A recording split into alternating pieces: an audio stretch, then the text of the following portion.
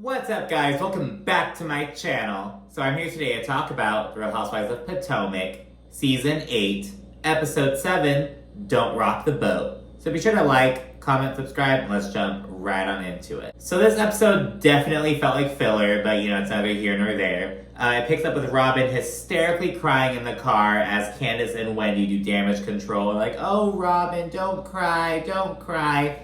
And it's like, you're trying to get her to, you're like telling her shit as though you want her to cry. Then the bitch starts to cry and you're like, oh, don't cry, don't cry. Later on, Candiace says, oh, like, I like that Robyn's actually opening up and showing emotion. Oh, but don't cry, don't. It's like, what do you want from her? Like, you want her to open up, you want her to, like, talk about the shit and bear all. And, like, when she does, after you're, like, pestering her and shit, oh, don't cry. It's like, what do you want? You know what I mean? It's like so fucking weird. And Robyn brought up Chris Bassett's commentary on a podcast. He said some shit like, he basically insinuated that Robyn stayed silent about the shit between her and Juan and just let Candiace and Chris, like, take center stage. Like, some shit like that. Like, basically, like, she let them, like, be the focus with their bullshit and that's why she didn't do it. Some shit like that. And Candiace says that, that commentary was warranted. It looked like you and Giselle were, like, colluding to keep this shit, like, under the radar while, letting her, like, fucking come for me and my husband. That's where Candiace comes from, and Robyn says, you know what, it's clear that we are just not friends. They then get out of the car at that point, and they roll up to chicken shit bingo. They just have some chicken, and they, like, bet on what number it's gonna take a shit on, basically. Robyn is still kind of weepy as she fills Mia was there. Mia and Robyn fill Giselle in on, like, what happened. We see Candiace crying as well, and it was really weird because before we see that Candiace is crying, Wendy, she's like, Robyn, don't cry, don't do that here. And then she sees Candiace crying, and she, like, doesn't chastise her at all. It's like, okay, Wendy, so you're here to comfort Candiace, but you feel like Robyn should get the shit together. Like, don't cry, don't show emotion. But you let Candiace show emotion, she's a little fucking baby. And I get it, because I really empathize with Candiace to a certain extent. With, like, oh, you guys make me the bad guy when I respond, but, I, like, take all your bullshit. And I get emotional easily. But it's like, girl, why the fuck are you crying right now? You were the aggressor. Like, what is going on? So she's crying. Mia says that Candiace is making it all about herself, which Wendy pushes back again. She's like, oh, she's just emotional, she's sad. And it's like, just like how Robyn's sad. It's like, girl, shut up. Wendy says that Candiace was trying to be a friend to Robyn, which Giselle vocally pushes back again. She's like, that was not being a friend. Mia was being a friend to Robyn. Mia did not add on to the bullshit at all in the car or anything. And she says that Candiace came at her like an enemy, not as a friend. And Candiace just keeps on crying, and Robyn steps outside and Mia goes along with her.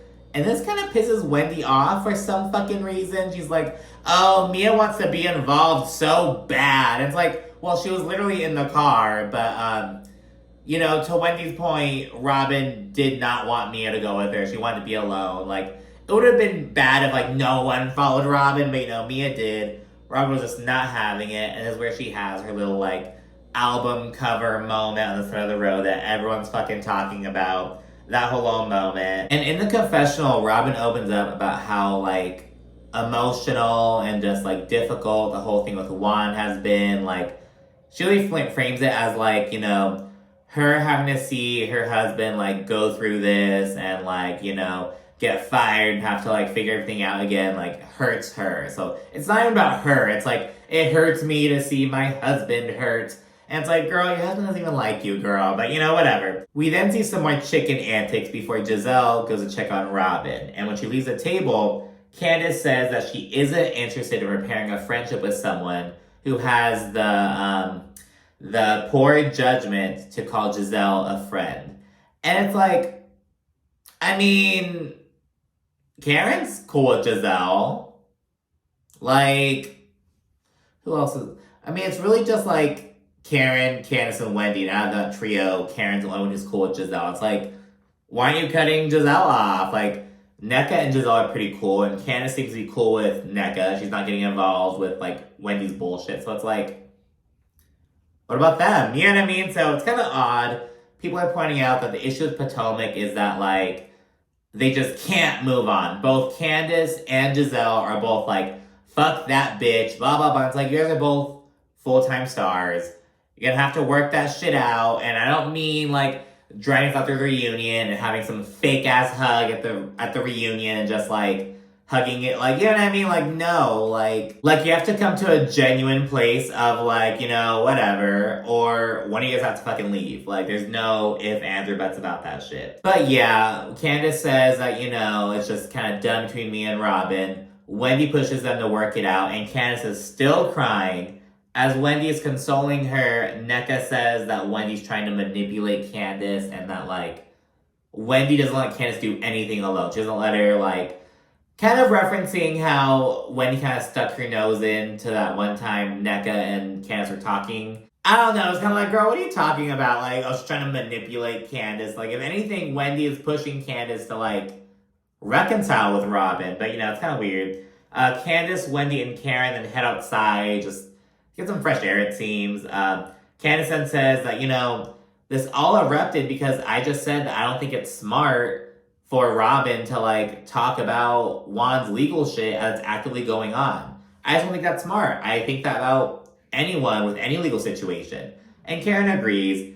Candiace then says that she would like for her and Robyn to chit-chat, and then, you know, she says she's glad that Robyn got open and emotional and whatnot, but seeing Robyn be so hurt made her feel hurt. Candiace's whole thing is like, oh, it hurts me to see Robyn be hurt. It's like, well, why are you hurting her then? It's like, I don't know. Candiace is like throwing stones and hiding her hands. It's like, girl, acknowledge that you, like, fucked up with Robyn. Like, yeah, I said that shit because I was pissed off. Like, I don't know. It's like she's just dancing around it. She's just like, you deserved it, blah, blah. I'm not saying Robyn didn't, but it's like, you have to pick a side, bitch. You know what I mean? You have to be like, are you team fuck Robyn or team Robyn, let's be homies? Because she's very much on both sides, but, you know, whatever. Giselle, Robyn, and Mia then take an Uber back to the hotel, and everyone else stays at Chicken Shit Bingo. Wendy is suddenly all into chickens at that point, even though earlier she was like, because when they first got there, they brought some chickens to the table, and everyone was like, ah, you know, Karen, like, the dirty bird, ah! Then Wendy, she was like, oh no. But now that some of the mean girls have left, and her mind, like, the mean girls, you know what I mean? She's like, ooh, I'll pet the chicken. It's like, girl, like, it's just weird, you know what I mean? Just little things like that. There's more chicken antics. Candiace continues crying. Like, Robyn's not even crying at this point, but Candiace cannot stop crying. It's, like, actually getting quite annoying, to be honest. Karen says all the chickens are making her areolas itch because she's like, oh, I'm allergic to chickens. All that shit. We flash to the Uber trio, Wendy, Giselle, and Robyn. They're shit-talking Candiace, and Robyn mentions her excessive cyberbullying against her. And it's just like, I'm just from a different gen. Like, when I hear cyberbullying, like excessive cyberbullying, I think of, like, extreme, like, you know what I mean? It's like, girl, like, shut up. Like, Candiace saying, like, oh, Robyn's a fraud, she's gonna get fat. It's like, that's not cyberbullying, bitch. You know what I mean? Like, I think of, like, it literally gives me chills just thinking, like, her name, like, Rehtaeh Parsons. You know what I mean? It's like, girl, like, it happened in Nova Scotia, Canada. It's like, girl, you are not cyberbullying. Like, that is cyberbullying. You know what I mean? Like, get out of here, Robyn. God, there are only a couple cases where, like, I just get chilled. It's like Rehtaeh Parsons and Gabriel Fernandez. Those two just give me chills. They kind of, like, see their name, or I get chills. But, like, that is cyberbullying, you know what I mean? But you're like, oh, it's excessive cyberbullying, and it's like, girl, like, stop it. Like, you know what I mean? It's just like, girl, whatever. We then get a little commercial break, and we fast forward to the morning of day 3 when we get back, and it's like, what about the night of day 2? Like, no interesting conversations? No, like, B-roll shit? Like, it was so fucking weird. It's also the day of Karen's triple 20. We see a moment between Giselle and Karen. They reflect on all you've been through throughout the years and how at the end of the day, they're just really good friends. Afterwards, Giselle firmly tells Karen that, you know, there's no moving forward with her and Candiace. Because Karen keeps being like, oh, I want you guys to move forward and fix it and blah, blah, blah. But she's like, hey, girl, just drop that shit, basically. And she says that stems from the stuff from last season. She's like, her saying that I treat people differently depending on the color of their skin. Like, Candiace calling Giselle a white woman really fucking got to her, it seems like. She's like, oh, like, Giselle's just, like, not with it, basically. Giselle says that Candiace crossed a line with her that they'll never get back from. She mentioned that she's been getting death threats and what. It's like everyone gets fucking death threats in the show. You know what I mean? Like, that, I would consider the death threat cyberbullying. Although, it's also kind of just, like, trolling shit. You know what I mean? It's just like you're a public figure. People are just gonna throw this bullshit from faceless account. You know what I mean? Like, but that is more cyberbullying than what Candiace was doing. I will say that. But anyways, then say that. Karen agrees to leave it alone.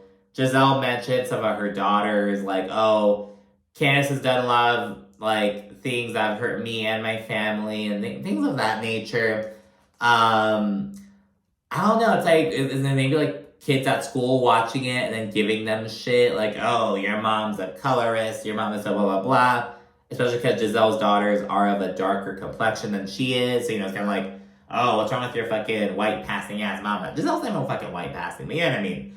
I think she'd be like biracial passing, but not white passing, you know what I mean? But yeah, just like this whole fucking bullshit. Oh my god, speaking of which, I was just talking to my friend about this. So, there's one politician in Arizona here, it's like, her name's Carrie Lake, and she's like one of these like right-wing ass, you know what I mean? And I'm like, is no one, like, why is no one talking about how she's biracial, like, she's black? But, like, any mention of that is literally scrubbed from the internet. Like, there's no mention on, like, her parents, none of that bullshit. It's all, like, erased. And it's like, is no one talking about, because, you know what I mean, like, Candace Owens, the closest she gets, it's like, oh, girl, like, the Clarence Thomas, but, like, they don't mention Carrie Lake in that same category. I'm like, what? It's like, do you guys not see? I don't know. It's the most funny, like, little things. It's like, okay, girl. Whatever. We then see Mia and Gordon hop on FaceTime, and we learn that Gordon is following through with suing his family and whatnot, despite Mia's alleged reservations and everything. They then all head out for some kayaking activities. It's very much filler, just like some kayaking outdoor bullshit. While heading out, Karen shares that she's buying her grandmother's house in Surrey County. She wants to turn it into like a little like resort kind of thing and like increase tourism in Surrey County, like all that shit. She also mentions that she hopes that this like the other black women see her doing this, like, buying like property that was formerly like a plantation and like basically like reclaiming the power over it in a way, you know what I mean? She hopes that it like ushers in like a domino effect, if you will. Back at the hotel, ladies all get ready and shit as Robyn hops on a call with Juan. And she fills them in on what Candiace told her, like how she insinuated that it was Robyn's fault and how it really pissed her off. And this pisses Juan off. And he accuses Robyn of feeding into it by getting emotional. And as he's chastising Robyn for getting emotional, Juan is like so like almost like it sounds like he's like faking being mad. He's like so like fucking melodramatically angry. You know what I mean? He's just like fucking blah, blah, blah, blah, just fucking emotional as fuck. And Juan deadass just kind of like hangs up on Robyn as she was just looking for support and looking to talk. It's like, girl, he treats you like shit. Are you kidding me? And that's why this episode ends. It was just a quick little, it was very much a filler episode, it felt like, but it is what it is, girl. So what you think down in the comment section. Make sure to also like and subscribe, and stay tuned for more. Thanks for watching. Bye.